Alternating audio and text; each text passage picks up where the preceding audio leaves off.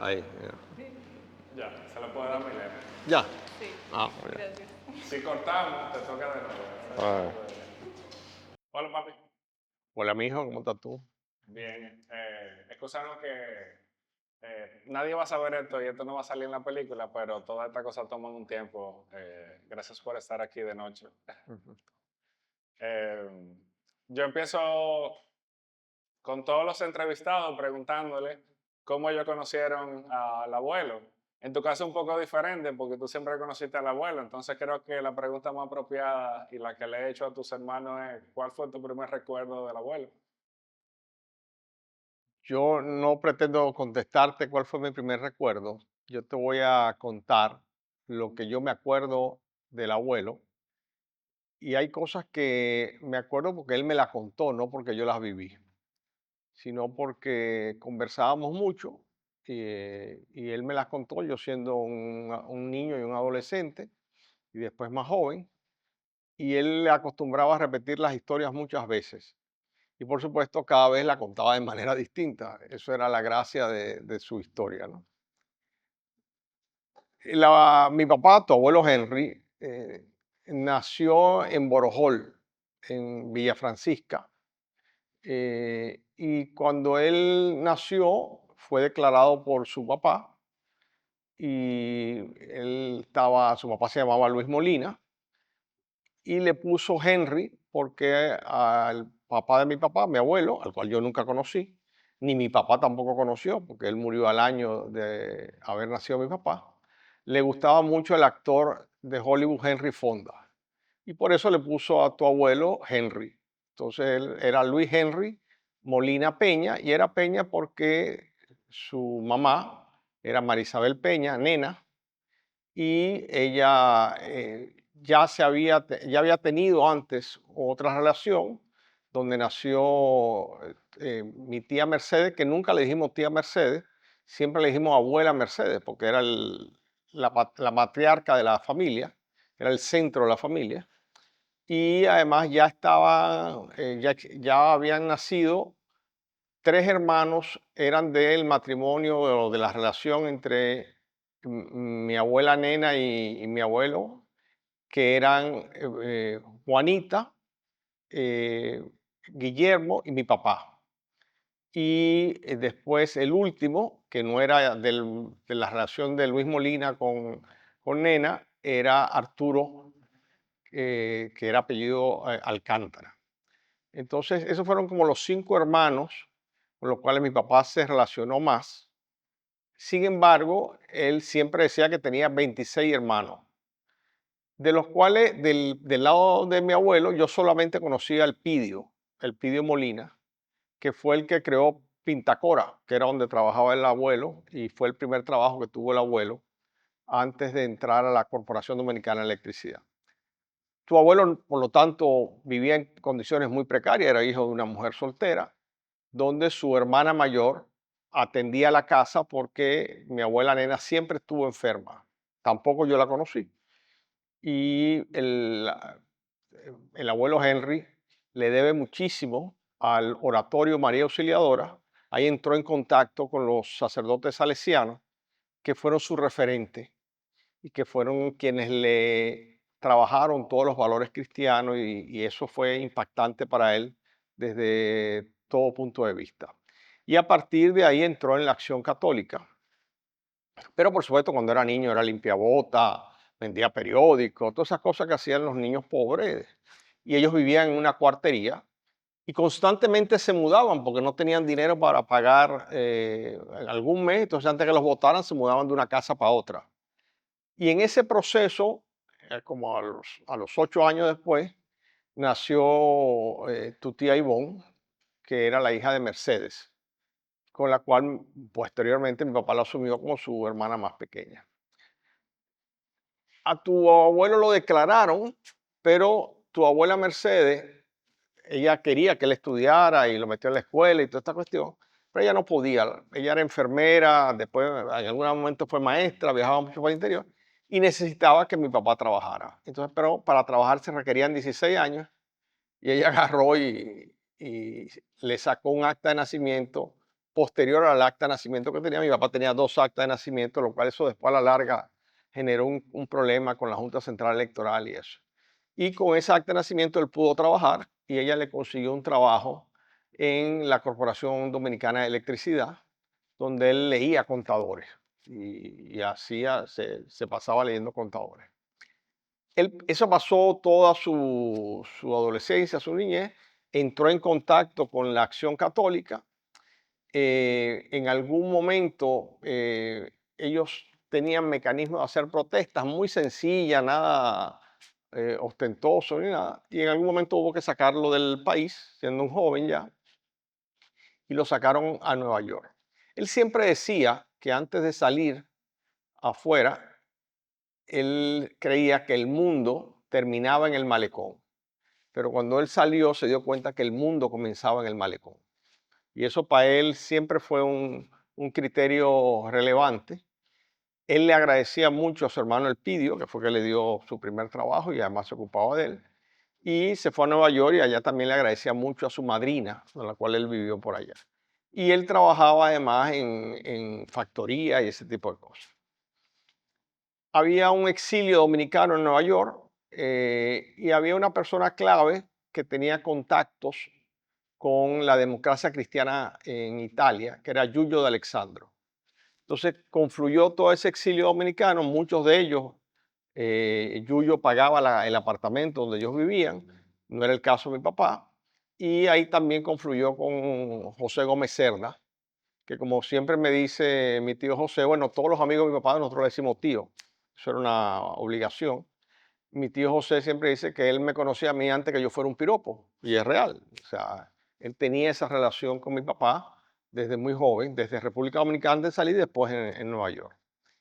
Y ellos eran muy amigos. Hay una anécdota que yo no sé si José Gómez la cortó, de que estando en Nueva York salieron con 2 muchachas, eran jóvenes, y estaban con las muchachas en un restaurante y una de las muchachas le preguntó que qué ellos hacían y mi papá le dijo que él era contador. José se quedó serio, ¿no? Fueron, llevaron a las muchachas a su casa y después cuando las dejaron, José le dijo, mi tío José le dijo, Henry, pero ¿cómo tú le dices a esas mujeres que tú eres contador? Tú no eres contador. Y entonces le dijo, José, yo en Santo Domingo trabajaba leyendo los contadores de la Corporación Dominicana de Electricidad. ¿Cómo se llama eso? Yo soy contador. Entonces él tenía esas salidas así de espontáneas y se le ocurrían ese tipo de cosas. Estando en Nueva York, estoy resumiendo muchísimo, Yuyo Alexandro consigue con la democracia cristiana. En Nueva York había gente que después yo conocí sus hijos posteriormente, Próspero Morales, estaba Mario Rivitini, estaba Alfonso Moreno Martínez, estaba Caronabo Javier Castillo, o sea, era un exilio importante para esa época. Entonces ellos se los llevan a Venezuela a ser formados por la democracia cristiana.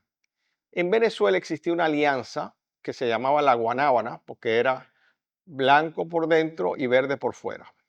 Esa Guanábana la componía el Partido Acción Democrática de Rómulo Betancourt, el Partido Unión Cívica Republicana, la UCR, de Jovito Villalba, y Rafael Caldera con el Partido Social Cristiano Copey, que era un partido que había comenzado como un partido independiente y que después se convirtió en el Partido Social Cristiano Copey, que era el que estaba afiliado a la Democracia Cristiana Internacional. En un garaje llevaron a todos, en el grupo exiliado había profesionales y había no profesionales. Mi papá era de los no profesionales, igual que José Gómez. Entonces en ese grupo de no profesionales lo formaron en sindicalismo, tanto obrero como agrario, y a todos los formaron políticamente. La formación política la recibían en el IFEDEC, Instituto de Formación Demócrata Cristiana, y la formación sindical la recibían en el INES, Instituto Nacional de Estudios Sindicales. En esa etapa, en ese primer exilio, eh, en ese exilio él conoció a figuras que marcarían su vida y la mía también, como Rafael León León, que era un chofer de autobús que los domingos, junto con la que era su novia en esa época, mi tía Dina, sacaba al grupo de exiliados a dar vuelta en su autobús por la ciudad. Era una forma de entretenerlo y los llevaba a comerse un helado y cosas de eso. Y también conocieron a Dagoberto González, que era también un dirigente sindical muy importante en Venezuela. Rafael León, posteriormente, años después, fue el secretario general de la CTV, de la Central de Trabajadores de Venezuela, y además fue vicepresidente del Partido Social Cristiano COPEI y fue vicepresidente del Frente de Trabajadores Copeyano. Era una persona con mucho carisma, y era una persona con mucha habilidad política y de relaciones. Y eso influyó mucho en tu abuelo y posteriormente influyó mucho en mí cuando nosotros fuimos a vivir a Venezuela más adelante. En ese viaje, yo no estoy seguro si lo conoció o no, pero hay una persona de la cual él quedó muy impactado, que se llamaba Juancito Rodríguez, que era un exiliado dominicano que había ayudado a muchos exiliados dominicanos y que en un momento de desesperación él se suicidó. Pero eso impactó mucho a mi papá y era una persona que él admiraba mucho, muchísimo. Y esta persona, mi papá siempre habló a lo largo de la vida de este hombre y de lo importante que fue para el exilio de la República Dominicana. En ese viaje también él conoció a Rafael Caldera, que era el ministro de Trabajo, que representaba al partido COPEI, conoció a Luis Herrera Campín, porque ellos habían salido de la democracia de Pérez Jiménez, y conoció una figura que era muy importante para él ideológicamente, que era Aristide Calvani. Esas personas lo influenciaron mucho. Había otros que él conoció que eran estudiantes en ese momento, como Eduardo Fernández, y eran personas que él realmente trataba y tenía una relación muy estrecha. Cuando muere Trujillo, él siempre me cuenta de una entrevista que le hicieron en Maracaibo y en donde ellos explicaban lo que iban a hacer cuando volviera. Y en definitiva lo que ellos iban a hacer era montar un movimiento social cristiano en la República Dominicana. Ese movimiento iba a tener un frente obrero, un frente campesino, un partido político y los centros de formación que se requirieran. Cuando matan a Trujillo, el ajusticiamiento de Trujillo, ellos vuelven a República Dominicana, a este exilio, y empiezan y montan el Partido Revolucionario Social Cristiano, que no tenía que ver nada con el Partido Reformista Social Cristiano, absolutamente nada. De hecho, todos ellos eran antibalagueristas, todos, incluyendo a mi papá, incluyendo nosotros, todos éramos antibalagueristas. Y se funda también la Central Autónoma de Sindicatos Cristianos, que posteriormente se volvería Central Autónoma de Sindicatos Clasistas. Esa central sindical, que yo recuerde, la fundan José Gómez Cerda, Gabriel del Río, Caminero, Rubirosa y mi papá, que yo recuerde, puede ser que se me escape alguien. Yo nunca conocí a Rubirosa, murió antes, o yo era muy pequeño cuando y a Caminero lo conocí una vez, dos o tres veces. Mi papá siempre nos obligaba a decirle tío. A lo que sí siempre tratábamos era a José Gómez Cerda y a Gabriel del Río, que era mi padrino, además, que fue que me bautizó junto con mi madrina Arla Álvarez, que era la esposa de Eduardo Álvarez, que era también un amigo de mi papá. En ese proceso, cuando él vino, tuvo mucha relación con el Frente de Estudiantes Social Cristiano en la Universidad Autónoma de Santo Domingo, el BRU, el Bloque Revolucionario Social Cristiano. Ahí conoció a distintas personas, sobre todo médicos. Ahí conoció a Bernardo de Filló, José Joaquín Puello, José González Cano. Eran gente que eran dirigentes estudiantiles. De hecho, en el caso de José González Cano, era el más guapo de todos. Le decían a ellos los social pistolas. Y el movimiento sindical, por supuesto, le propiciaba armas en algún momento antes de la revolución y durante la revolución. Entonces, había una relación muy estrecha entre el movimiento sindical. Se creó también la FEDELAC, la Federación de Ligas Agrarias Cristianas, que realmente era un grupo fuerte. En eso estuvo el Próspero Morales o su hermano, no me acuerdo ahora. Después Próspero Morales fue juez de la Corte de Apelación del Distrito Nacional, fue presidente incluso, y sus hijos después yo estudiamos juntos en el colegio. Y también se creó el Instituto Nacional de Formación Agraria Sindical, el INFAS, que fue una casa de veraneo que estaba en las afueras, en el kilómetro 12, que mi papá un día que lo detuvieron, pero eso fue posterior, durante el triunvirato, me parece que fue, lo detuvieron ahí, él vio esa casa y después él le pidió, creo que fue a García Godoy, que le donara eso al INFAS y así es el local del INFAS. Puedo estar no siendo preciso, estoy contando lo que mi papá me contaba y recordando además lo que él me contaba, que es bastante complicado. Antes de la Revolución de Abril, él estaba en la calle El Conde, en una cafetería que se llamaba Rossi, y estaba ahí con Tonito Abreu. Tonito Abreu, que posteriormente fue secretario general del PRD y del PLD, había sido director de pasaporte y se había hecho durante el gobierno de Juan Bosch, ya eso habían derrocado al presidente Juan Bosch, y ellos estaban ahí tomándose un café, y cuando llegaron en una mesa estaban sentadas dos muchachas. Una era Amanda Castillo, la antropóloga, socióloga, mi tía Amanda, y otra era mi mamá. Y entonces a mi papá le gustó mi mamá. Y entonces Tonito le dijo, no te preocupes, que yo conozco a la otra. Y si los dos se acercaron a la mesa y mi papá empezó ya mi papá era conocido porque ya era un dirigente sindical, ya habían hecho varias huelgas. La CAS fue la única central sindical después de la muerte de Trujillo, donde estaban los comunistas, los socialdemócratas, los demócratas cristianos, no era una sola central sindical. Y ya él era un hombre que era muy joven, pero a los 26 años llegó a ser secretario general de la CAS y era el secretario general de la CAS. Y él era un tipo flaco y con mucha personalidad. Y entonces trató de impresionar a mi mamá no sabía quién era, ni le importaba tampoco. Y mi tía Amanda sí sabía quién era, y mi tía Amanda sí le prestaba atención. Entonces, mi tía Amanda y mi mamá vivían en una pensión en la calle El Conde.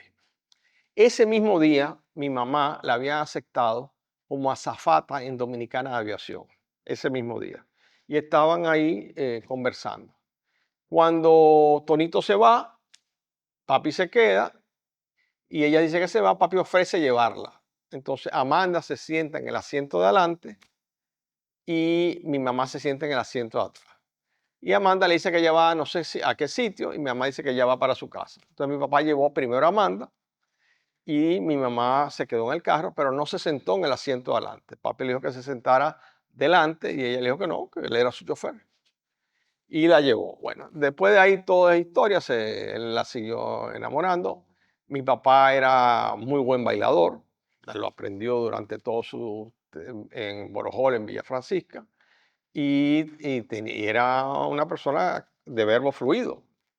Y realmente eso impactó. Mi mamá tenía ya una primera relación, había tenido a mi hermano Héctor Juan, que le decíamos Papito, y mi papá y mi mamá entonces se involucraron, tuvieron una relación.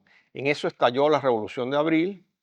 Mi mamá viajaba, ella le traía cigarrillos y cosas y bebidas de Puerto Rico, que era donde más viajaban, en Miami.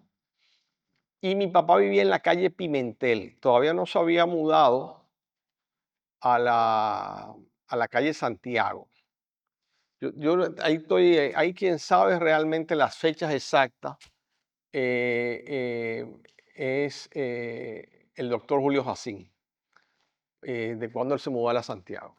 Lo que yo sí sé que en la Pimentel, cuando estalló la Revolución de Abril, mi papá vivía ahí, estaba la Pimentel, no, todavía no había entrado en el cerco de la Revolución de Abril, Y Camaño fue muchas veces a esa casa. Eso sí me cuenta mi papá. Incluso una vez durmió una siesta. Mi prima Ivonne habló muchas veces con él, y ahí comenzaron. Entonces, cuando estalla la Revolución de Abril, ellos montan un comando en el Hotel Presidente. Eso lo sabe mejor que yo José Gómez Cerda. Y ahí estaba el grupo de los hombres ranas, me parece, con Monte Arache, que parece que hacían una fiesta y entonces Camaño, para apaciguar la fiera, mandó a los cristianos para que tuvieran ese comando ahí y apaciguaran. Por supuesto, una cosa eran los militares constitucionalistas con formación militar y otra los comandantes sin formación militar. Mi papá no tenía formación militar, aunque ellos cogieron un tanque y después la proeza más grande que hicieron, un compañero haitiano tomó el tanque, ese tipo de cosas, y eso siempre fue muy hablado por ellos. Entonces se decían comandantes, pero nunca, y había una foto de mi papá con un fusil y los zapatos limpiecitos, vestido de caqui, todo eso como evitan los comandantes, pero probablemente tiraron tiros, pero los militares que eran Francisco Alberto Camaño, Claudio Camaño, La Chapelle, tenían entrenamiento militar y esos realmente eran los comandantes, Monte Arache, y realmente eran gente con mucha formación. Cuando antes de estallar la Revolución de Abril, eh, en el 63, mi papá lo inscriben como candidato a regidor, pero después lo sacan de la boleta porque no tenía la edad para ser candidato a regidor. En el año 62 se celebraron las primeras elecciones en las que participó el profesor Juan Bosch, Balaguer, no, la Unión Cívica Nacional, y participó también el Partido Social Cristiano con Alfonso Moreno Martínez y Josefina Padilla. El lema era, o el eslogan era, con Antonio y Josefina, la revolución camina. No, perdón, se me olvidó el nombre de Alfonso Moreno Martínez, perdón, ya. El lema, ujú, ok, en el año 1962, después de la caída de Trujillo, se celebraron las primeras elecciones libres. Fue en las primeras elecciones donde participó el PRD con Juan Bosch, la Unión Cívica Nacional y el Partido Social Cristiano, el PRCC, con Alfonso y Josefina, cuyo lema era, con Alfonso y Josefina, la revolución sí camina.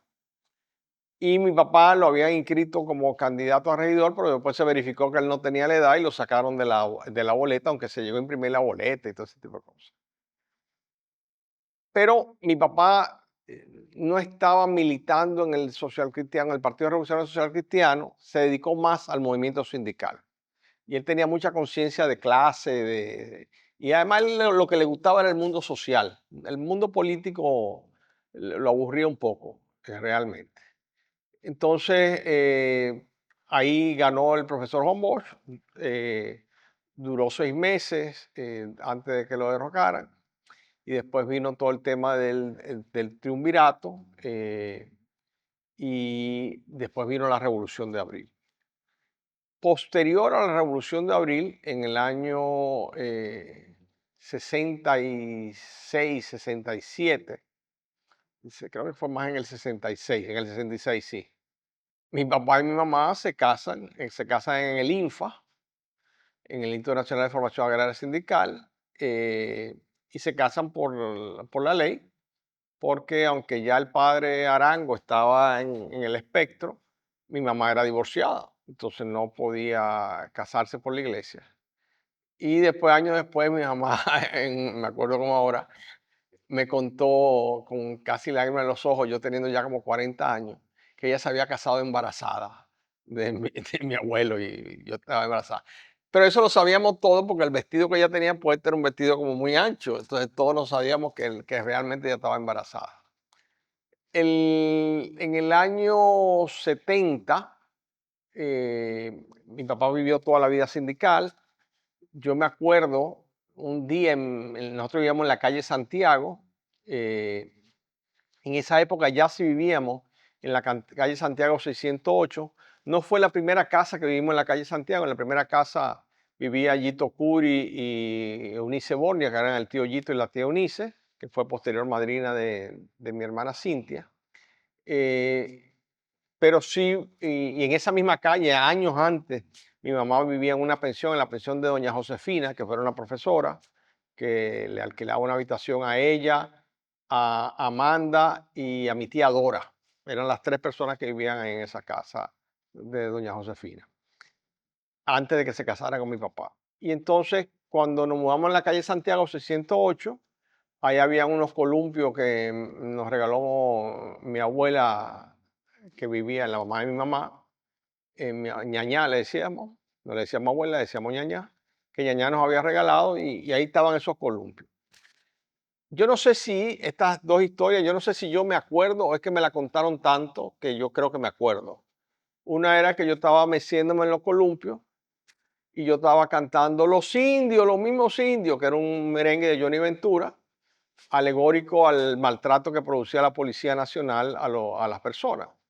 Iba pasando un policía y entonces le hizo así a mi tía Luisa, que era la que nos cuidaba. Mi tía Luisa era una señora del campo de mi mamá, que yo la quiero y la adoro y que nos cuidó y que después se fue con nosotros a Venezuela.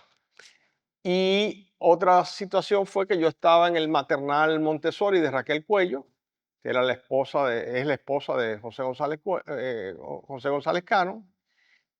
Por supuesto, todas estas cosas eran amigos de mi papá, porque mi papá no tenía dinero para pagar esos colegios y esas cosas, todos eran los amigos ayudándole. Yo no me acuerdo de haber pagado un médico hasta los 18 años. Todos eran amigos de mi papá que nosotros íbamos y no nos cobraban. Y me acuerdo que había llegado del colegio, que era el maternal Montessori, y nos habían enseñado el tema de los incendios. Yo eso sí me acuerdo, y me metí debajo del colchón y le dije a mi manita, manita, yo te voy a enseñar ahora cómo se hace un incendio. Le decía manita a mi hermana y prendí un fósforo. Y ahí se prendió el colchón y se armó un incendio y hubo que sacarnos a todos de ahí por esas cosas. También me acuerdo un día desayunando que llegó la policía para llevarse preso a mi papá y estábamos desayunando y le entraron a patar todo en la casa ahí. Eso sí yo me acuerdo perfectamente, porque a mi papá se lo llevaban muchas veces preso, entonces eso yo me acuerdo. En un congreso que se hizo en Panamá, eligen a papi secretario general adjunto de la Confederación Latinoamericana de Trabajadores, donde ya la CAS pertenecía, estaba afiliada a la CMT, a la Central Mundial de Trabajadores, con sede en Bélgica, y la CLAT ya se había instalado en Venezuela, en San Antonio de los Santos, en Lautal. Al elegir a papi secretario general adjunto, en el año 70, él y mami se van a Caracas. Cintia, mi tía Luisa y yo nos vamos a Miami, donde mi abuela ñaña, hasta que ellos se ubicaran y mudaran. Cuando ellos llegan a Venezuela, había una calle que construyó el Banco de los Trabajadores de Venezuela, que el barrio se llamaba Coracrevi. Y entonces en Coracrevi le habían financiado a muy bajo costo, era la Venezuela que en muy buena situación, en ese momento era Caldera presidente, habían financiado casas para dirigentes sindicales tanto de COPEI como de Acción Democrática. Y con precios eran casas de 2 pisos, 3 habitaciones, arriba, una habitación abajo, baño de visita, un patio, o sea, eran casas bien cómodas para ese momento. Y mi tío Rafael eran casas que estaba una adelante y otra detrás. Y mi tío Rafael vivía en una de esas casas. Ya él era suplente de diputado, ya él era subsecretario, creo que de la CTV, ya él era una persona bastante conocida. Y era el gobierno de Caldera, además, cuando mi papá llegó. Y mi papá estaba buscando un apartamentico para mudarse en un sector que fuera modesto, porque venía de República Dominicana, aunque la CLAP para esa época pagaba muy bien a los dirigentes sindicales, porque tenía ayuda de la democracia cristiana alemana, de Miserio, o sea, tenía realmente fondo para eso.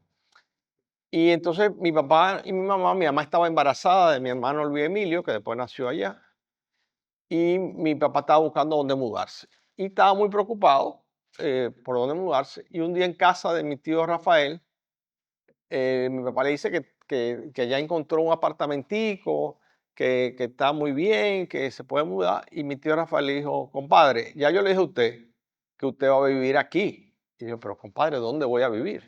En esa casa de ahí al frente, le dice. Y mi papá vio la casa y dijo, no, compadre, usted está volviendo loco, yo no tengo dinero para pagar esa casa.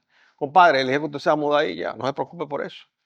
Mi papá, el Banco de los Trabajadores, sin inicial, le puso una cuota bajísima y se mudó en esa casa. Esa casa fue el ahorro de vida de mi papá y de mi mamá, porque cuando ellos regresaron 6 años después a República Dominicana, pudieron vender la casa a muy buen precio y ese fue el dinero con que ellos vinieron de ahorro más lo que habían ahorrado, porque mi papá viajaba al año en promedio 6 o 7 meses al año, 8 meses al año, y yo lo veía por momentos. Yo no me acuerdo nunca haber jugado, de que mi papá fuera a ver un juego de béisbol mío o un juego de, no, nada de esas cosas.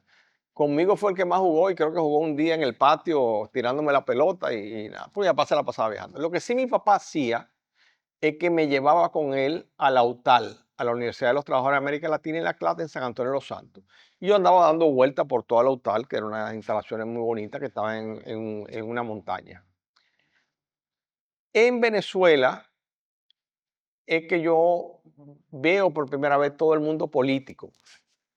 Y es por primera vez que yo me doy cuenta que esto de la política existe, porque eran las elecciones de Lorenzo Fernández y Rafael León. Era Lorenzo Fernández contra Carlos Andrés Pérez. Evidentemente Lorenzo Fernández perdió. Lorenzo Fernández tenía un eslogan que era, y Lorenzo ganó, la juventud lo apoyó, pero el eslogan de Carlos Andrés Pérez a mí me gustaba más, aunque yo era copellano, yo no era adeco, al contrario. El eslogan de Carlos Andrés Pérez era, este hombre si camina, va de frente y da la cara, Carlos Andrés. Entonces era un eslogan mucho más pegajoso. Y en ese momento Caldera era presidente y fue un día Caldera al barrio. Yo veo todo ese despliegue. No, mi papá no estaba allá, mi papá estaba de viaje porque era el secretario general adjunto de la CLAT, que se ocupaba de las relaciones internacionales. Y yo veo que mi tío Rafael está en la acera y yo voy y me le pego a mi tío Rafael. Por supuesto, nadie se atrevía a decirme que me quitaran ni nada. Y mi tío Rafael me miró así, se echó a reír. Cuando llega el presidente Caldera, se desmonta, yo veo ese carro, toda esa parafernaria, las banderitas, los motoristas, todas esas cosas. Y entonces Rafael Caldera le da la mano a Rafael León, él iba a jugar dominó, era en casa de Rafael León, porque se hacían una fiesta, y me acuerdo que era un día en la mañana, me imagino que sería un sábado o un domingo, y estaba la calle llena de gente esperando al presidente de la República. Y yo ahí en el medio, al lado de Rafael León. Y entonces cuando llega Caldera, se da un abrazo. Mi tío Rafael le dice, mira ese hijo de Henry. Y Rafael Caldera me pasa la mano por la cabeza y me dice, ¿tú vas a ser presidente igual que tu papá? Y yo que sabía que lo me estaba hablando ni nada. Y yo le dije que sí, pero nada, o sea, nada que ver ni nada que entender lo que estaba pasando. Y yo me le caí atrás a ellos y después vi que se sentaron a jugar dominó. Y para mí fue impresionante este hombre peinado, ensacado, pulcramente, y todo el mundo mirándolo y todo el mundo queriendo pedirle autógrafo. Eso para mí fue impresionante, era un niño de 6 años. Y ahí fue mi primera campaña electoral en la vida que yo conocí. Después, en el año 78, antes de nosotros regresar, fue la campaña de Luis Herrera, a quien también conocí en casa de mi tío Rafael. A Luis Herrera Campín iba a casa de mi tío Rafael y quien sí cruzaba a casa de nosotros. Rafael Caldera cruzó una vez a la casa, pero era en casa de tío Rafael que todo el mundo se juntaba. Y Luis Herrera sí cruzaba varias veces a saludar a mi papá cuando mi papá estaba, porque mi papá no siempre estaba. Y de hecho, mi hermano Luis Emilio se llama Luis por Luis Herrera y Emilio por Emilio Máspero. Por eso se llama Luis Emilio. Eh, Y en esa, y en la madrina de mi hermano Luis Emilio, mi tía Dina. Y el padrino es Manuel de Jesús Plana, que era un dirigente sindical cubano con mucha formación que estaba en la CLAP. Los años en Venezuela fueron años que hicieron que mi papá creciera mucho, porque además él se la pasaba viajando, viajó por más de 50 y pico de países, y eso le fue abriendo la cabeza. Nosotros íbamos a regresar ya en el año 78, él se quedó unos meses más. En eso, en el año 77 murió mi abuela Mercedes, él estaba, yo creo que en Italia, no pudo llegar. Mi prima Ivonne estaba en Venezuela. Mi prima Ivonne fue la primera profesional de mi familia, tanto a licenciatura como maestría como doctorado. Y toda esa experiencia en Venezuela a todos nos impactó. Nos impactó la figura de Rafael León, nos impactó la figura de Dagoberto González, que era la moral del Partido Social Cristiano COPEI y del sindicalismo. Nos impactó a Emilio Máspero y a Casia, su esposa. Pero una persona que nos impactó por su dedicación a sus hijos era Dina León, que es la tía Dina, que nosotros queríamos mucho pero era un barrio donde la gente caminaba mucho, se iban a excursiones a las montañas y todo el mundo se conocía realmente, porque eran todos dirigentes sindicales. En ese año, cuando nos veníamos, en el 77, son las elecciones primarias de COPEI. Mi papá lo invitaron como representante de la clase y mi tío Rafael logró que a mí me hicieran una credencial de invitado siendo un niño y que no sé cómo hizo que me nombraran en el poliedro y está aquí Luis Henry Molina, hijo, tal, y me aplaudieron y ya yo estaba todo emocionado.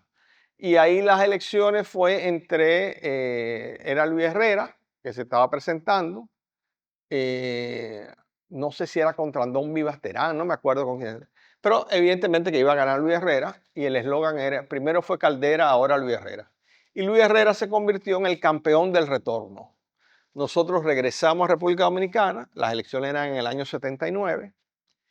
Mi papá se quedó unos meses en Caracas, nosotros regresamos a la calle Santiago 608, pero regresamos primero a casa de mi tía Dora, aquella tía que donde mi mamá vivía con ella en la pensión. Ahí duramos un tiempo, en lo que terminaban el segundo piso de la casa de la calle Santiago, que lo construyó Caonabo Javier Castillo, que era uno de los exiliados de mi papá, que era hermano de mi papá, que le decíamos tío Caíto, y que además durante muchos años, cuando si había cualquier problema en la casa, uno llamaba a tío Caíto y tío Caíto lo resolvía. Y, después, Caonabo Javier fue canciller y fue administrador del Banco de Reserva, toda una figura. Pero era el tío Caíto para todos nosotros y nosotros lo queríamos con su voz ronca y todo eso lo queríamos. Y había otra persona que se llamaba Yuda Alexandre. Cuando mi papá regresa, eh, Aristide Calvani insiste en que el Partido Social Cristiano, que aquí se había ido reduciendo, muchos decían que era mucho cacique para tan pocos indios, insistía en una alianza que se produjera entre el Partido Social Cristiano y el Partido Reformista. Y en esa alianza había otro partido que se llamaba el MAS, Movimiento de Acción Social Cristiana, en el que estaba Caonabo Javier y estaba Caíto. Y entonces por intermediación de Fernando Álvarez Bogar, que había conocido a papi en Venezuela porque había sido embajador y después fue administrador del CEA, antes o después, no sé cuándo. Pero Fernando Álvarez Bogar y Polibio Díaz hicieron que mi papá entrara a una alianza con el Partido Reformista y ellos le ofrecieron ser candidato a diputado. En Venezuela existía la figura del candidato a diputado independiente. Eso aquí nadie lo entendía. Pero mi papá en todos los afiches dijo, bueno, que él iba en la boleta del Partido Reformista, pero que él era independiente. Para mí eso fue impactante, porque nosotros habíamos sido todos antibalagueristas. Y de repente mi papá metió en la boleta del Partido Reformista. Eso fue una depresión para mí como niño del caray. Él trató de explicármelo, yo no lo entendí. Y en un viaje que dio aquí Aristide Calvani, mi papá, no sé cosa de mi papá. Nosotros teníamos un balcón en la calle Santiago, Aristide Calvani estaba sentado en el balcón y me llamó. Y entonces todo el mundo respetaba a Aristide Calvani, había sido canciller en el gobierno de Caldera, era un maestro, un hombre de un nivel. Aristide Calvani me dijo que en política había alianzas coyunturales y que eso no significaba que uno renunciaba a los valores y que esa era una alianza coyuntural porque el Partido Reformista no era una organización que pudiera sobrevivir a la partida de Balaguer y que lo que él estaba calculando era que el Partido Reformista pasara a ser el Partido Social Cristiano. Nunca eso quedó claro, después se unieron y todo ese tipo de cosas, después se unieron los reformistas social cristianos, pero mi papá nunca participó ahí, pero fue candidato a diputado. No fue el número uno, el número uno era Washington de Peña, que había sido un dirigente que después su hija y yo estudiamos juntos en el colegio. Y cosa de la vida, después yo estudié en el colegio de Láutico García, ese que tuvo el conflicto con Juan Bosch en las elecciones del 62. Ese era el mundo de mi casa, se convirtió en un mundo de dirigentes sindicales, de políticos que iban, me acuerdo que Atoy de Can iba mucho, que iba Peña Gómez, Jorge Blanco fue, iban distintos dirigentes de distintos partidos, Ramón Alburquerque fue, Kiko Tabar iba muchísimas veces, José Gómez Cerda eran de la casa, igual que Gabriel del Río. Y, o sea, era una casa de un segundo piso que no paraba, y además todo el mundo pasaba por la calle Santiago y se paraba a saludar a Henry. Entonces saludaban, se quedaban, hablaban. Y era una casa con mucho movimiento. Mi papá fue diputado del 78 al 82 y después gana el doctor Salvador Jorge Blanco. Mi papá volvió a la casa, pero Jorge Blanco y Atuey hicieron que él entrara al gobierno como asesor de seguridad social. Y eso fue otra experiencia para mi papá, porque entonces en ese proceso, bueno, cuando fue diputado, él presentó el Código de Trabajo, que nunca fue aprobado. Pero Atuey de Camps lo apoyó muchísimo en ese proceso y él era presidente de la Comisión Laboral del Congreso y eso fue una experiencia para él muy importante y lo fogueó mucho. Y tuvo mucho apoyo de Venezuela y de la dirigencia social cristiana en Venezuela y de Luis Herrera y de Caldera, lo apoyaron muchísimo. Y ahí él trajo el Infotep, la idea del Infotep, del INSE de Venezuela, que era lo que él vio como un centro de formación para los trabajadores. Incluso en un momento dado los militares que tenían la escuela de formación vocacional, plantearon que eso iba a competir contra ellos. Y don Antonio Guzmán llamó a mi papá y le pidió que le explicara qué es lo que era el Infotec. Mi papá le explicó y don Antonio Guzmán, eso me cuenta mi papá, yo no estuve ahí. Mi papá dice que don Antonio le dijo, échale para adelante, no le haga caso a eso, siga para adelante, que lo que usted está haciendo es lo correcto. Y don Antonio lo apoyó en la creación del Infotep para que se produjera, igual que Atoy de Camps lo apoyó constantemente y Salvador Jorge Blanco. Él generó una buena relación ahí, después vino el gobierno de Jorge Blanco, él estuvo en el Palacio, años después yo fui a la oficina donde él había estado y todo, que era en el pasillo de la izquierda, yo estaba en el pasillo de la derecha donde yo lo llevé, yo le dije que yo estaba más cerca que él, pero en realidad él tenía muy buena relación con Atuey, era otro mundo. Había un personaje que se llamaba Fulgencio Espinal, que también era muy amigo de mi papá, y muchísima gente con la cual fuimos interactuando. Posteriormente, cuando termina el gobierno de Jorge Blanco, comienza una persecución del Partido Reformista contra integrantes del gobierno de Jorge Blanco, incluyendo el mismo Jorge Blanco. Eso a mi papá le impactó mucho, porque él decía que eran personas serias y que eso era una persecución política vulgar. Y él fue muy solidario siempre con Jorge Blanco, de hecho lo fue a visitar a Atlanta, y con cada uno de los compañeros que cayó preso, él era muy solidario. Pero eso a él lo alejó de la política. Y ahí entonces él pasó a trabajar con el Fondo de Trabajadores Hoteleros. Él no quiso Cuando él estaba de diputado, él renunció a ser dirigente de la CAS. En una carta muy cortica que decía que él no optaba para ningún cargo del buró de la CAS, pero que él no se retiraba, que se retiraban los artistas y los deportistas y que él era un dirigente sindical y que él nunca se retiraría de los trabajadores. Y él se mantuvo siempre en la casa recibiendo gente, toda esta cuestión. Hay un hecho que es muy significativo, que marcó la vida de mi papá sustancialmente, fue la salida del gobierno. Eso generó una situación de golpeo, de depresión para él, sobre todo por ver todo esto que estaba pasando con eso. Eso generó también una tensión con mi mamá y en ese momento mi papá y mi mamá empezaron a tener problemas en su relación matrimonial. Eso también venía incubándose situaciones personales de mi mamá, eh, y se produjo la ruptura entre mi papá y mi mamá y eso a él lo marcó mucho. Eso fue muy doloroso para él. Y yo siempre decía que yo me iba con el que nadie se fuera. Mis hermanos se fueron con mi mamá, yo me quedé con mi papá.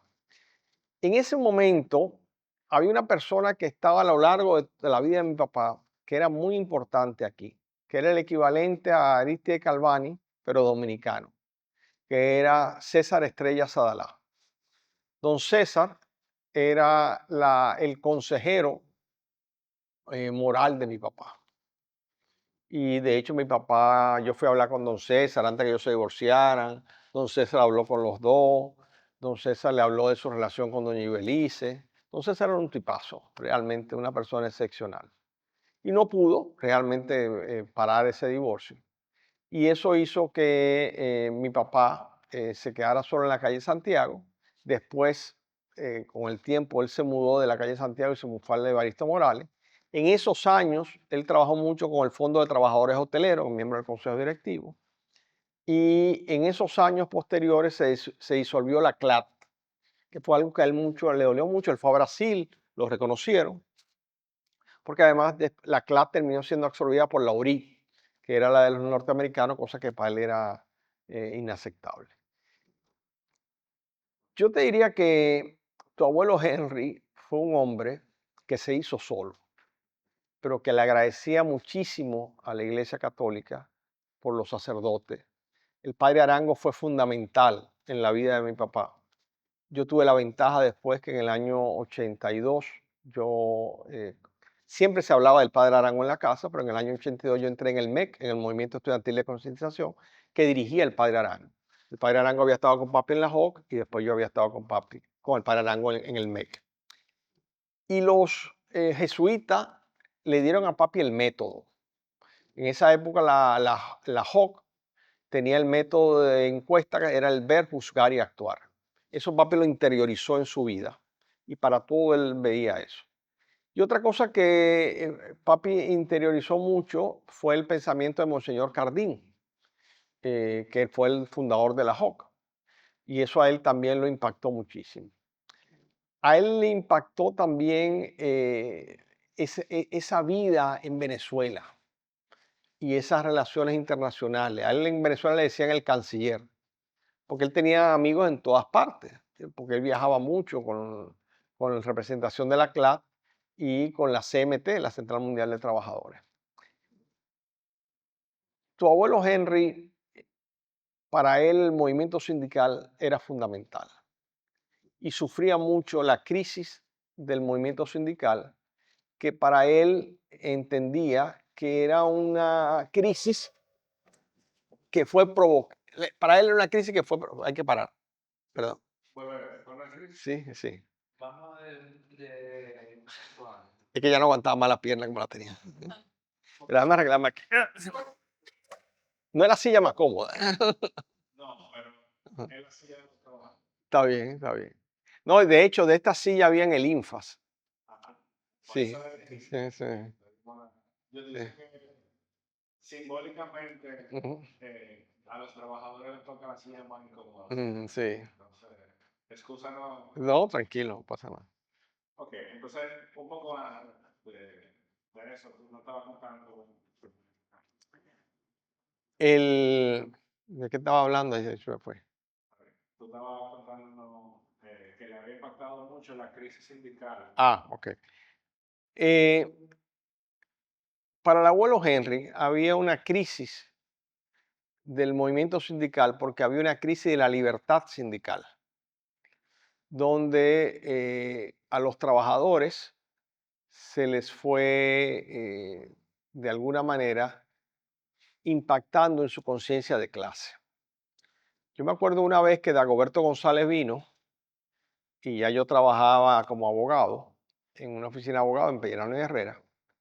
Y yo llevé a Dagoberto a conocer a Pellerano y Herrera. Y Dagoberto le preguntó a una persona que estaba en la computadora, que era un digitalizador, que él era, si trabajador o técnico o digitalizador. Y el muchacho le dijo, digitalizador. Y Dagoberto González le dijo, ¿y por qué tú no eres trabajador? No, no, pues ya yo sé usar la computadora, ya no soy trabajador. Entonces mi papá decía que los trabajadores perdieron su conciencia de clase porque entendieron que el trabajador era el obrero, pero todo, para mi papá, todo el que es un asalariado es un trabajador. Entonces, había que tener conciencia de clase y que el movimiento sindical no evolucionó con los cambios que se estaban produciendo en la sociedad y produjo una crisis de sentido de clase.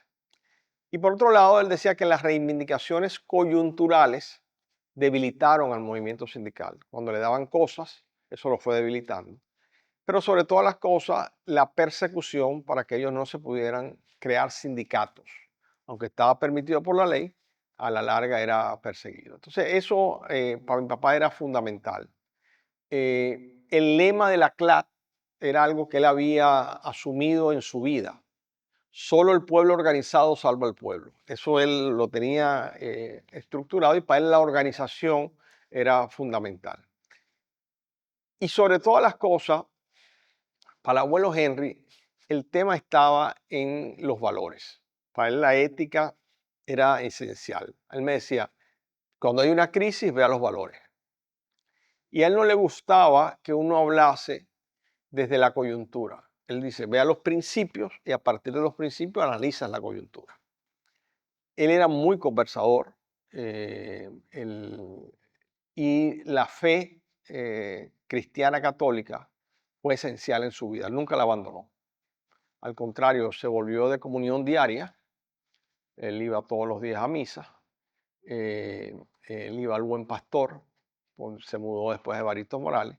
Y él tenía una vida ahí, hay una comunidad ahí que lo quería y lo respetaba muchísimo. Y él, para él era inaceptable que él no fuera a misa todos los días y los domingos. Y tenía esas cosas de que era muy cariñoso con sus nietos. Él a ti cuando te veía te decía tope, tope, tope, tope. Y hasta que tú le dabas el tope, tope, tú no te podías ir. Y igual a cada uno de sus nietos. Él no faltó a un día del abuelo, nunca, de ninguno de sus nietos. Cuando yo estaba haciendo mi maestría en Chile, que tú te fuiste con tu mamá y conmigo, él llevó un gusano de esto de militares lleno de juguetes tuyos, porque había que llevarte los juguetes. Juguetes que después nosotros dejamos por allá en Chile botados. Y él tenía esa cosa, por ejemplo, con Miguel Eduardo, el hijo de Cintia. Él fue una vez al Babeque y dio una charla, y ya el abuelo se convirtió en un ídolo para todos los amiguitos de Miguel Eduardo. O sea, él tenía ese contacto y la importancia. Nunca faltaba un cumpleaños de ningún nieto, eso era sagrado para él. Cuando uno tardaba 2 o 3 días sin llamarlo, él te llamaba y te decía, ¿revisaste la sección deportiva del Listín Diario? Y yo, no, ¿y por qué? Bueno, porque ahí salen las esquelas mortorias, a ver si yo salgo, porque tú no me llamas. Entonces, él tenía esas cosas así de sarcásticas. Él era amigo de sus amigos, o sea, tú no le podías hablar mal de sus amigos. Para él era eso es sagrado. Eh, Sus amigos no tenían defecto. Es una cosa, nunca me habló mal de ningún amigo. Eso para él eso era sagrado. Y de alguna manera él incorporó eso en su vida. La otra cosa importante para mi papá era el tema de que él entendió que la política lo alejaba de su ser y lo alejaba de su familia. Y la razón por la que él se retiró es porque él se decepcionó y sintió además que eso lo estaba carcomiendo. Yo un día le pregunté y él me hizo esa explicación y además me dijo, y además para darte espacio a ti para que tú puedas hacer tu vida política. O sea, él era muy consciente de que no podíamos estar los dos en el mismo espacio. Y eso yo se lo agradezco muchísimo a él.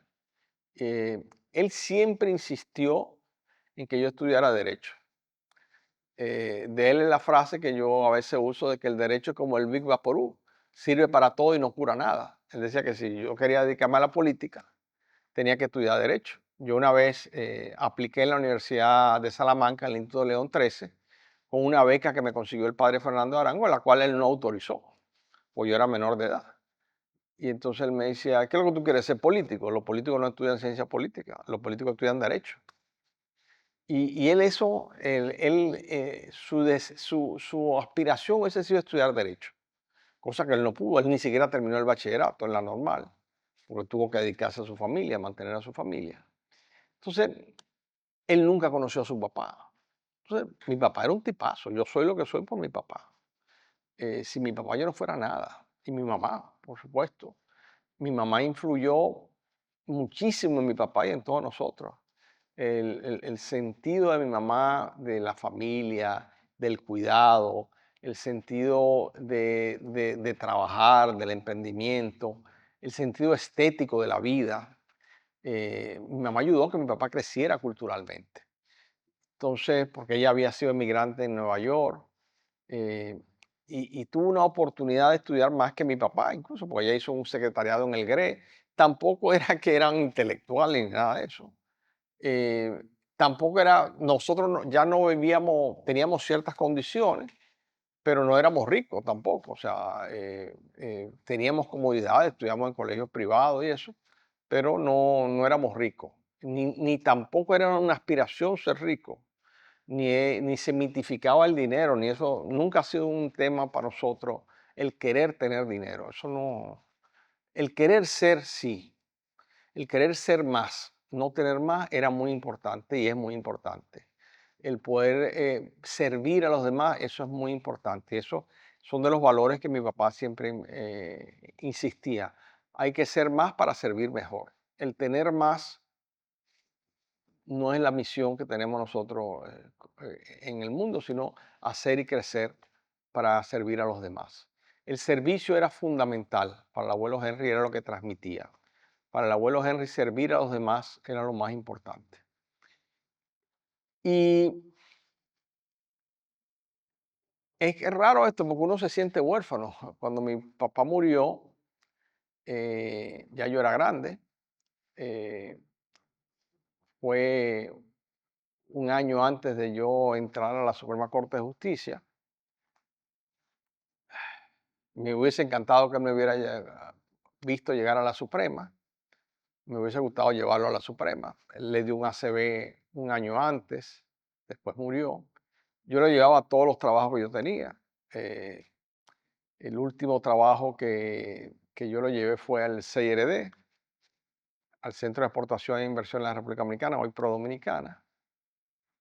Y pasó algo que son cosas de la vida. eh, Era un sábado, habíamos ido a visitar a la abuela Carmen, que está interna porque tiene Alzheimer. Abuela Carmen que se divorció, pero que el abuelo Henry iba a visitarla casi todos los días. Él nunca dejó de visitarla. Y además, en principio, él negaba que ella tuviera Alzheimer. Y después fue dando cuenta que sí, eso él lo sufrió mucho. Eso a él le dolió mucho. Y fuimos un sábado a visitar a la abuela Carmen. Fuimos tu hermano Fernando José, tú y yo, con el abuelo. Y llegamos a la casa. Ese día, en un sábado, yo vi que el abuelo se cansó mucho subiendo la escalera. Ese día yo salía para París a una feria turística que me había invitado, Musée RD, y nada, nos despedimos. Fue la última foto que nos tomamos todos juntos.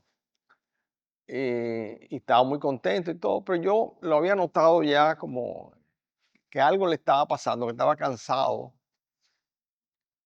Y esa tarde yo me monté en el vehículo, yo me acuerdo que iba a tomar el avión de Air France en Punta Cana, y cuando yo entré a la autopista de las Américas, dije, yo no voy para ese viaje. Y me devolví. Y cuando me iba devolviendo, llamé a papi. Le dije, mira papi, tú sabes que yo no voy para ese viaje, porque a mí la intuición me dice que no debo ir para ese viaje. Y me acuerdo que me dijo, siempre hazle caso a tu intuición. Yo feliz que tú te quedes aquí conmigo. Yo no lo vi el domingo y el lunes él fue a visitar a tu abuela Carmen con tu hermano Luis Emilio. Y cuando tu hermano Luis Emilio lo dejó en su casa, entrando a la casa le dio el ACV. Él tuvo lúcido todo el tiempo, lo llevaron a Sedimac, ahí lo atendieron. Yo me acuerdo que a él le preguntaron que qué día era hoy, y yo me acuerdo que yo no me sabía el día que era, estábamos en ese momento. Si me hubiesen hecho la pregunta, él la sabía perfectamente. Le preguntaron que qué día de la semana, qué mes era, y él pudo responder todas las preguntas de quién era, pero tenía la voz pesada. Y de ahí pasaron varias horas antes que lo intervinieran, y después de ahí duró un mes en cuidados intensivos, entubado. Después se pasó a una habitación y después duró un año en la casa. Eh, y yo me acuerdo que mi papá siempre decía que lo único que le pedía a Dios es que el día que fuera a llevárselo fuera rápido. Y duró un año entero en una cama. Y José Gómez Cerda fue todos los días a rezar el rosario con mi papá, todos los días. Y todo el mundo iba y lo visitaba y hablaba con él. Había días que estaba lúcido, había días que no. Hasta que una mañana tempranito me llamó tu tío Luis Emilio y me dijo que tu abuelo había muerto. Yo creo que él hizo eso para que nos pudiéramos ir despidiendo poco a poco de él. Quiero pensar eso, ¿no? Y realmente el abuelo Henry, mi papá, es la figura de mi vida. Y me hace mucha falta todos los días. Mi mamá la estoy viendo morir 2 veces porque tiene Alzheimer, ya no reconoce a nadie. Ha sido un proceso mucho más largo, pero nunca pensamos que papi se iba a ir antes que mami. Y eso es lo que yo te puedo contar. Yo no sé para qué sirve esto, pero te lo puedo contar así.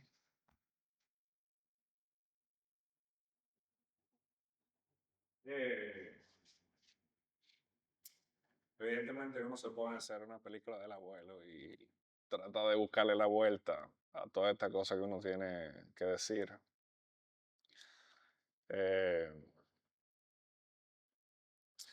no sé, yo tengo como una serie de cosas que te quiero preguntar, que me hubiera gustado preguntársela al abuelo y él no está. Entonces, en su defecto, tengo que preguntársela al otro Henry Molina. Ujú. ¿Cuál tú crees que es el impacto de la vida política en la familia? El impacto de la vida política En la familia. es que era una sola cosa. Nosotros vivíamos el mundo sindical y social y el mundo político. Era toda la casa, o sea, no había diferencia. Eh, por supuesto, mis hermanos eso no les interesaba, a mí me impactaba más, había más afinidad, mi papá eso lo propiciaba, pero es que toda la cena que se hacía en casa, todas las reuniones, cuando vivíamos en Venezuela se hacían muchísimas reuniones sindicales, cuando íbamos, todo eso, uno estaba impregnado de ese mundo, no había una diferencia.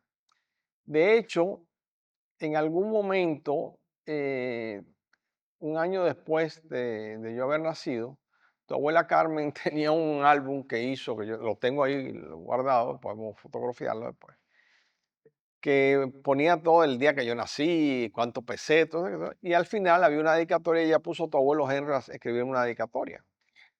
Y cuando yo años después leí la dedicatoria, eso se convirtió como en un mantra. Y eso me fue impactando y me fue definiendo, quisiera yo, no quisiera. pero además lo que él escribió ahí es lo que él creía y lo que él practicaba. Entonces, para él la praxis y la teoría era muy importante, pero primero la praxis. Tú practicas y después predicas, planteaba él. Para él, el Papa Juan XXIII fue fundamental, porque para él era el Papa bueno, el Papa que generó el Concilio Vaticano II. Para el abuelo Henry, las encíclicas, las Rerum Novarum, la labor Excels, esas encíclicas para él eran fundamental y que él supiera que yo las leía porque estaba militando en el movimiento estudiantil de concientización y que pudiéramos discutir la doctrina social de la iglesia, para él era fundamental. La doctrina social de la iglesia que tenía la derivación en el socialcristianismo, pero no era exactamente el socialcristianismo. Y para él eso era muy importante. Para él era muy importante la lectura del Evangelio todos los días. Él se levantaba y era lo primero que hacía. Y antes de dormir oraba. Y cuando se levantaba oraba. Eh, eso era su columna, su sostén para todo esto. Pero él veía la política como su praxis religiosa. Para él, su forma de predicar era el accionar político. Y él veía esa coherencia entre su pensamiento, que era un pensamiento influenciado evidentemente por el cristianismo, evidenciado por la doctrina social de la iglesia, y para él era inaceptable. Habían temas que para él conmigo generaban conflictos. Por ejemplo, para mi papá, el tema de las tres causales era inaceptable. Y yo estoy a favor de las tres causales y reguladas, pero estoy a favor. Y para él eso es inaceptable. Y de hecho, él y tu hermana Cintia, y mi hermana Cintia, cuando estábamos discutiendo eso, que se estaba discutiendo en el Congreso, que yo era viceministro de la presidencia, dejaron de hablarme porque yo apoyaba las tres causales. O por ejemplo, para mi papá el tema de la cesantía, yo me acuerdo que me nombraron para coordinar una comisión de reforma del el código de trabajo y me llamó para la casa y me dijo, cuidado con tocar la cesantía. O sea, eso no te lo voy a aceptar bajo ningún concepto. Y usaba palabras más fuertes. Y entonces, o sea, él tenía cosas que para él eran irrenunciables. Y entonces eso era una postura política que se transmitía en la casa. En mi casa comían en la misma mesa la señora que trabajaba en la casa y nosotros, al mediodía, todos comíamos juntos. Mi papá no aceptaba que la señora que trabajaba en la casa comiera fuera, que no fuera en la mesa con nosotros. Después eso cambió por circunstancias de la vida, pero yo me acuerdo toda la niñez y toda la adolescencia y la juventud, la señora comiendo con nosotros. Cuando cambiaba la señora, para la señora era incómoda, pero después era parte y se armaban las discusiones políticas en la mesa y se discutía y se alzaba la voz y eso yo siento que se ha perdido. Y para mi papá eso era muy importante. Todo el mundo comía a la misma hora, desayunaba a la misma hora. La cena era más desordenada, pero cuando se podía se cenaba juntos. Entonces, para él, la familia era la organización primaria de la sociedad y desde su concepción cristiana era el espacio de formación adecuado para eso que él quería, que era el servicio.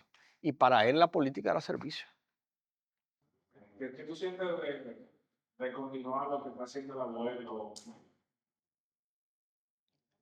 Mire, que yo creo que el abuelo fue más grande, si lo digo sinceramente, o sea, yo soy lo que soy porque tuve un papá y una mamá. Mi papá, su mamá estaba enferma, su papá no lo conoció, su hermana lo atendía, pero él se hizo solo y se construyó solo era un muchacho pobre de un barrio, en un barrio que no era fácil, era Borojol, era Villa Francisca, era un barrio que estaba cerca del muelle, con todo lo que ese barrio significa alrededor. Y él poder coger el camino correcto y formarse y construirse a sí mismo. Y a los 26 años era el secretario general de la única central sindical que había en el país. Y antes de los 35 años era el secretario general adjunto de la Confederación Latinoamericana de los Trabajadores. Y fue diputado apoyado por el Comando Electoral de los Trabajadores, que era el movimiento que lo apoyaba como candidato independiente dentro del Partido Reformista. Y articular todo esto, yo me acuerdo que yo lo acompañé muchísimas veces a campaña en los barrios y en los ingenios, porque parte era atraer el voto de la clase trabajadora. Y mi papá era parte, o sea, él no tenía que actuar, él era parte de ese mundo. Y era además una persona, jugaba muy bien dominó, comía mucho, comía sancocho, o sea, yo me acuerdo haber recorrido muchísimo ingenio con mi papá en un Volkswagen, sentado en la parte de atrás del Volkswagen, en una cosita chiquitita, o en el Fiat que tenían, que trajeron la gente de Alexandro y se lo vendían muy barato a la casa. Entonces, era otro mundo, era una sociedad más pequeña. Entonces, sin mi papá yo no sería nada. Él fue el que me metió en la cabeza que había que estudiar. Él fue el que me metió en la cabeza que había que ser abogado. Él fue el que me metió en la cabeza que los valores son esenciales, fundamentales en la columna vertebral de una persona. Él fue el que me dijo, a ti te van a valorar más por lo que eres que por lo que tienes. Tu valor no está en tener, tu valor está en ser y actuar en consecuencia. Para él la política era fundamental, pero el movimiento social era su pasión. Entonces, yo creo que en esencia, sin mi papá yo no fuera nada. Por supuesto, quien hizo todo eso realidad fue mi mamá, que muchas veces en la primera etapa de la vida mi papá no estuvo, estaba viajando. Pero mi papá impregnó en mi mamá muchos de estos valores. Ella era una hija de una campesina, él era un obrero. Entonces, para él eso era muy importante. Cuando tú pudieras contarnos ese día, esa noche, quizá el día y la noche, cuando la abuela se fue de la casa. No fue en la noche, fue un día, vivía con nosotros José, que era el hijo que es el hijo de tía Luisa, la señora que nos cuidaba. José yo me lo había ido a buscar a doña Antonia, al campo donde nació mi mamá, porque mi tía Luisa, como emigrante, estaba en Venezuela, se había ido a Estados Unidos y no se podía llevar a José con él. Entonces yo lo fui a buscar y lo llevé a vivir con nosotros. Y de hecho le inscribimos en el Colegio La Salle, José vivía con nosotros y después, José siendo un niño, lo metimos en el Politécnico Loyola porque entendíamos que él tenía que terminar el bachillerato con una profesión. Y yo estaba trabajando, yo había comenzado a trabajar en Pellerano y Herrera, yo estaba recién graduado, y yo llamo a José a la casa, porque yo lo llamaba en la mañana y en la tarde, y él me dice, tío Henrito, nos estamos mudando. ¿Cómo? Sí, nos estamos mudando. La abuela Carmen había decidido irse de la casa, y ella había planificado y había alquilado un apartamento en la Avenida Bolívar, y se mudó. Y cuando papi llegó al mediodía, ella solamente dejó la cama de la habitación matrimonial, 4 sillas que había en el balcón y un colchón para que yo durmiera en la habitación de mi hermana Cintia. Cuando yo llegué a las 6, encuentro a papi molesto y nos sentamos los dos en el balcón con las 4 sillas y peleando y toda la cuestión. Y en una volteo yo a la calle a mirar los carros que estaban pasando y cuando volteo veo por primera vez en mi vida a mi papá llorar. Y dijo, ¿cómo Carmen me hace esto?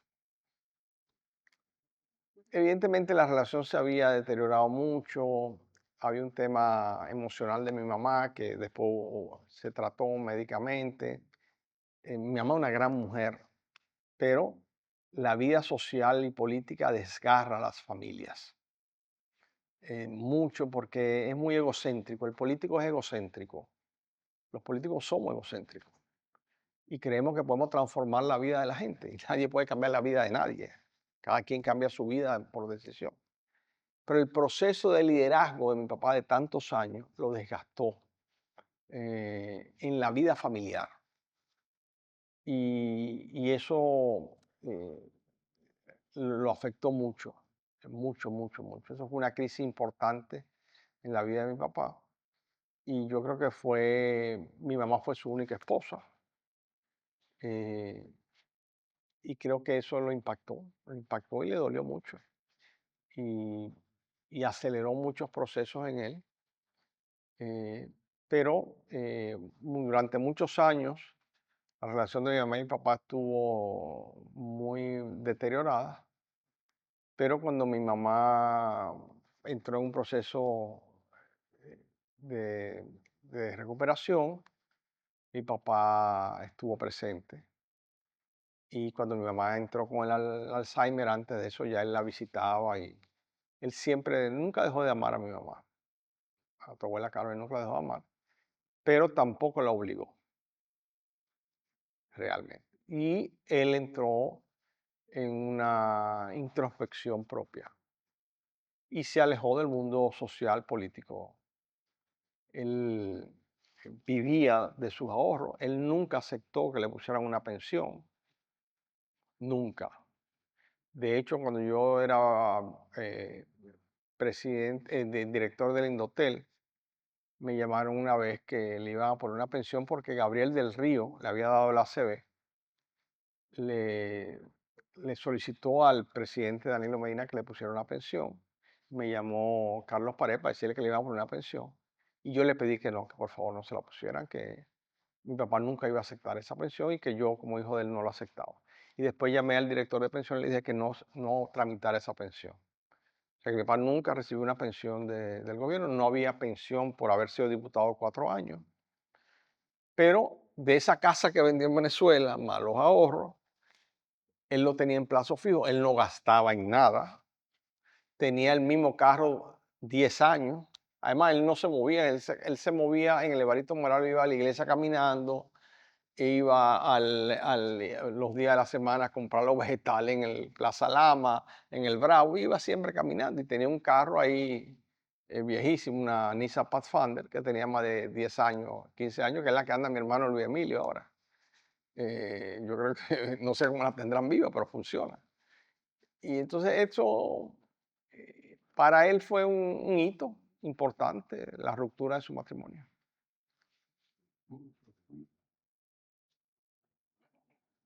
¿Qué tú crees que él hubiera dicho del trabajo que ustedes están haciendo ahora en la Suprema? Me hubiese dado no sé cuántos consejos, me hubiese dicho que lo primero es la persona y que lo central en la vida es la dignidad de las personas. Eso me lo hubiese dicho porque esa es su concepción. Y me hubiese dicho que una justicia tardía no es justicia, sin lugar a dudas. Y me hubiese dicho que la opción preferencial tiene que ser por los más desposeídos de la sociedad y que los derechos de las personas hay que respetarlos. Le hubiese encantado decir que su hijo es presidente de la Suprema Corte de Justicia. Eh, Le hubiese encantado que yo fuera todos los días a visitarlo y a sentarme con él a hablar.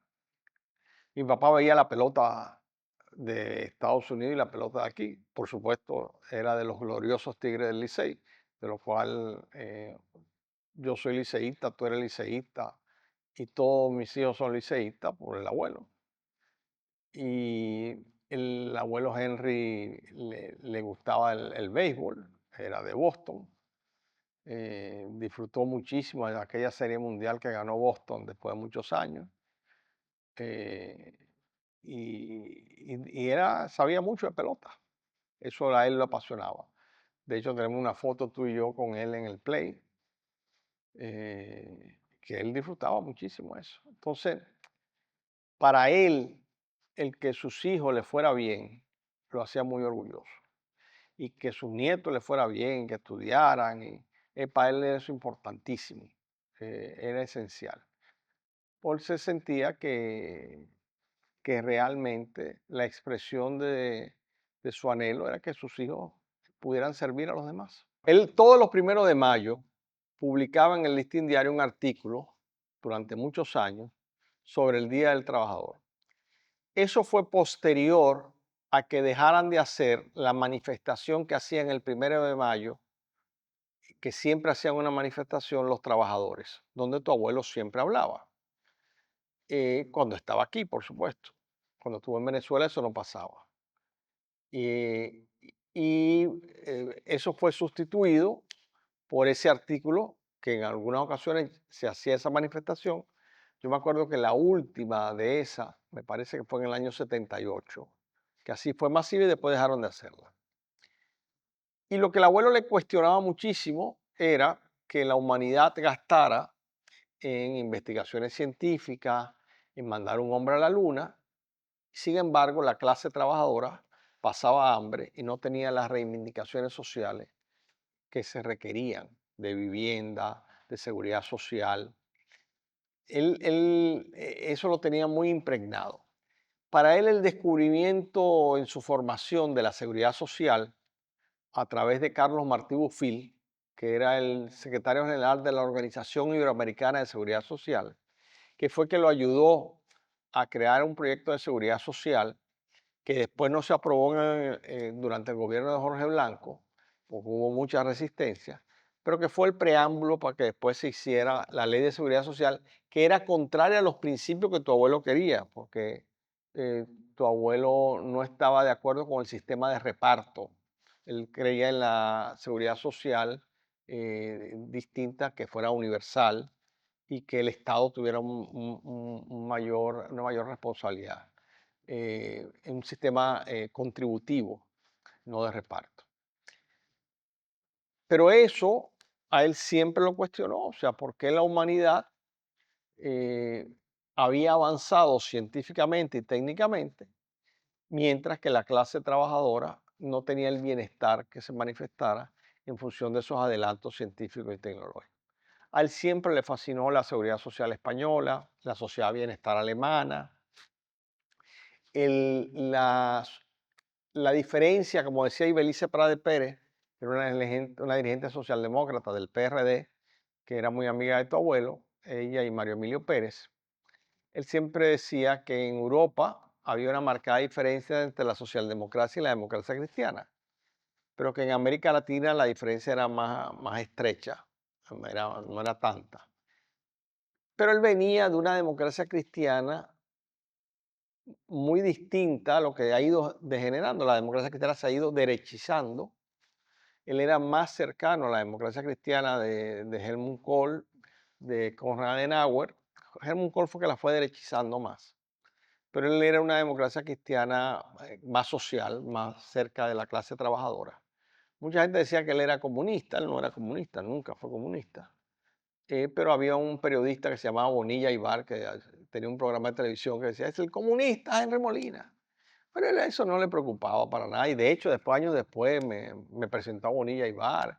Y la gente que lo criticaba, a él eso no, dice, no, en política hay que tener la piel de elefante, me decía. Todo eso tiene que rebalarte, o piel de cocodrilo. Y si no tienes la piel de elefante y cocodrilo, no te metas eso, me decía. ¿Por qué tú crees que la mujer nunca fue candidato a presidente? El abuelo no militó políticamente, ni eso era su interés, de verdad que no. Yo creo que él entendió que decir que él iba a ser candidato presidencial y que la gente creyera que iba a ser candidato presidencial le daba un prestigio, pura y simplemente, pero él nunca tuvo eso en sus planes. A lo mejor pudo haberlo pensado en un momento dado, pero no habían las condiciones para que eso se diera. Porque además aquí el espacio político estaba ocupado por Juan Bosch, por Peña Gómez, por Balaguer. No había espacio político para nadie. El espacio político se libera en el momento en que esas figuras empiezan a salir del escenario político. tengo más cosas para enseñar. Tengo Ujú. más. Ok.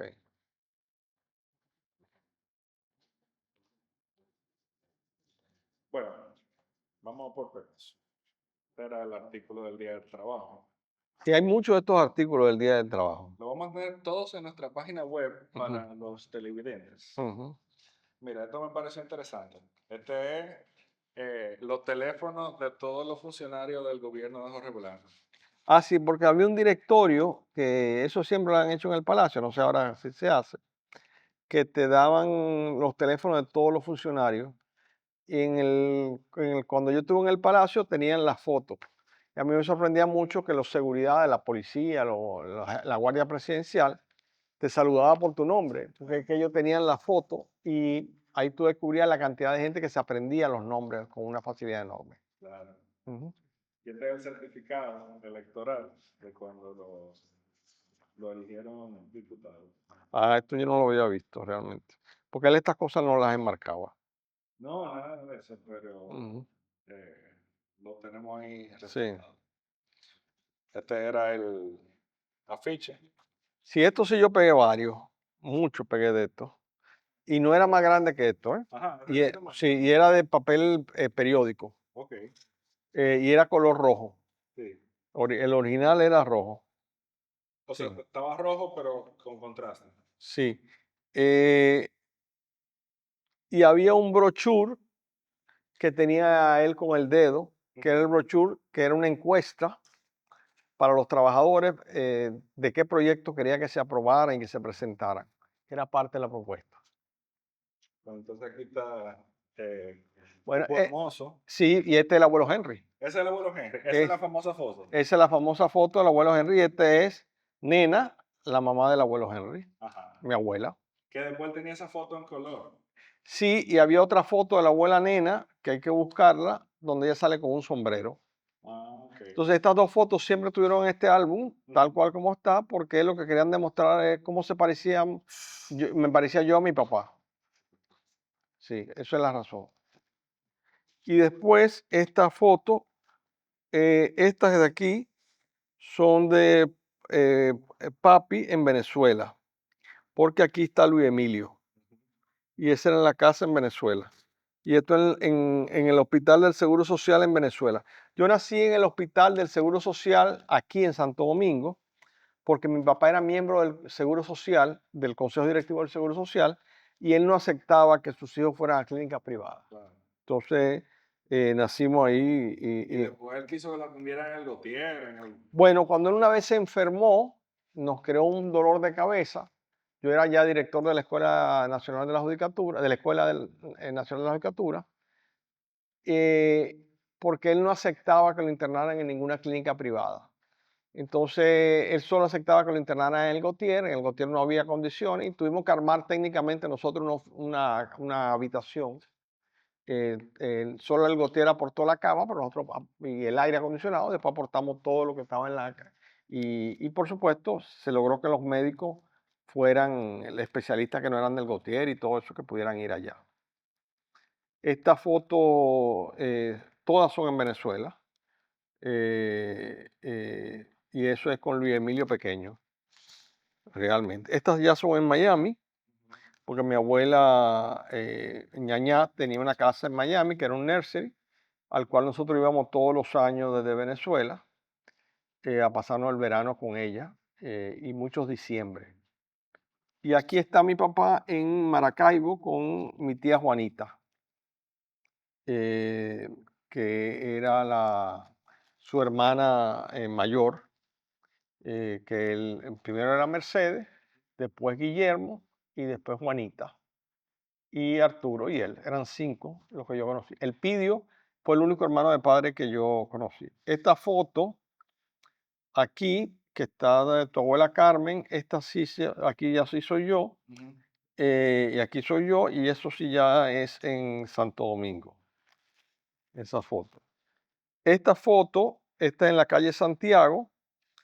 Esto aquí después tuvo esta casa que está aquí, es la casa de la familia Rodríguez. Ujú. Ahí estuvo el CEDE, el Centro Dominicano de Estudio de la Educación, y estuvo la familia Rodríguez ahí. Y esta foto es en frente a esa casa, que yo estoy aquí en esa casa. Y estas acá fotos son en Doña Antonia, que era el campo donde nació mi mamá, en Montecristi. Y aquí está Pana, está Polín, o sea, gente de allá del campo, que nosotros íbamos a pasarlo en Montecristi. Y eso es un 24, eso es un diciembre porque está el puerco en puya asado que lo están haciendo ahí. Estas fotos aquí son en Miami, en la casa de Miami de mi abuela, que nosotros íbamos a visitar. Y igual que esta. Estas fotos son de la boda de mi tía Ibelice, que era la, y Mario. Ibelice es la hija de Juanita. Y Mario, a Ibelice yo le decía tesoro y Mario se llevó mi tesoro. Eso era realmente, eso a mí me dio muy duro. Y esta foto aquí pequeñita, esto soy yo, básicamente. Ñaña. Este es mi ñañá, que eh, era la mamá de mi papá, de mi mamá, perdón, y estas fotos son de ella en Miami. Esto es Tommy, el hijastro de mi abuela, y mi abuela, que era una mujer muy, muy bonita, logró que el capataz de la Banana Food Company se enamorara de ella, y por supuesto la vida de mi abuela cambió diametralmente. Y esta foto es muy interesante porque esta foto es de Cristina y José Gómez. Cristina, que acaba de morir ahora lamentablemente, fue la esposa de José Gómez Cerda, y esto es el hijo de José Gómez Cerda, José Martí, y mi papá fue el padrino en la boda porque José Gómez Cerda conoció a Cristina en la UTAL, en la CLAT, porque ella era la asistente de mi papá. Y en una visita que eso, descubrieron que... Y esto que está aquí es la boda civil. Aquí está Francisco Santos, que murió, está Gabriel del Río, está mi mamá, que eran los testigos de la boda. Está mi tía Dora también. Y aquí está un cucu que había en la casa. Y aquí está José Gómez Cerda también. Está Y Emilio más, pero está ahí. no, no, ese es Eduardo Álvarez. Eduardo Álvarez. Y mi madrina Arla, que estaban en la boda de mi papá y de mi mamá.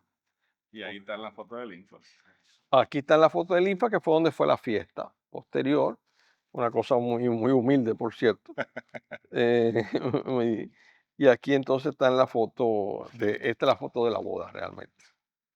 Bueno, tú sabes que nosotros al final de esta entrevista traemos un certificado y hacemos todo un show, pero me parece un poco... No, no, bueno, no procede. No. No procedía con certificado. Sí, yo lo que creo que hay que dejar descansar a toda esta gente ya de todo. Pero tenemos una última cosa. Ajá.